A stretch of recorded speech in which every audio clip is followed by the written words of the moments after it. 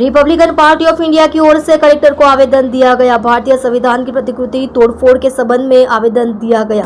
Republican party ने भारतीय संविधान की प्रतिकृति को नुकसान पहुंचाने वालों को एक खिलाफ कड़ी कार्यवाही की मांग की।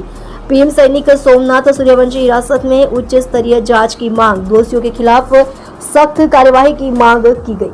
आप देख रहे हो द नया Bharat TV news, editor and chief Vinod Shinde के साथ। શીર્ષક Republican party of India Gujarat પ્રદેશ સંગઠન પ્રમુખ। સુરત કલેક્ટર કચેરીએ શું માગ સાથે આવવાનું છે? મહારાષ્ટ્રમાં પરભણી જિલ્લામાં જે ડોક્ટર બાબા સાહેબ આંબેડકરની પ્રતિમા પાસે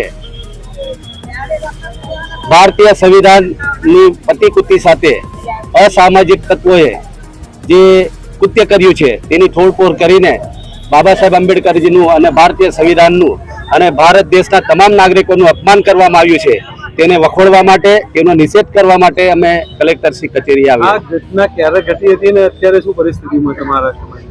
આ ઘટના તાજેતરમાં જ 12 તારીખે ઘટી હતી અને ત્યારબાદ ત્યાંનું વાતાવરણ જે બગડ્યું હતું, લોકોએ તેનો ઉગ્ર નિષેધ કર્યો હતો, પરંતુ પોલીસ દ્વારા ડોક્ટર બાબા સાહેબ આંબેડકરની વિચારધારાને માનનારા અનુયાયીઓ અને ભીમ સૈનિક સોમનાથ સૂર્યવંશીની ધરપકડ કરીને તેને પોલીસ કસ્ટડીમાં તેનું હત્યા કરવામાં આવી છે, તેનું મૃત્યુ કરવામાં આવ્યું છે।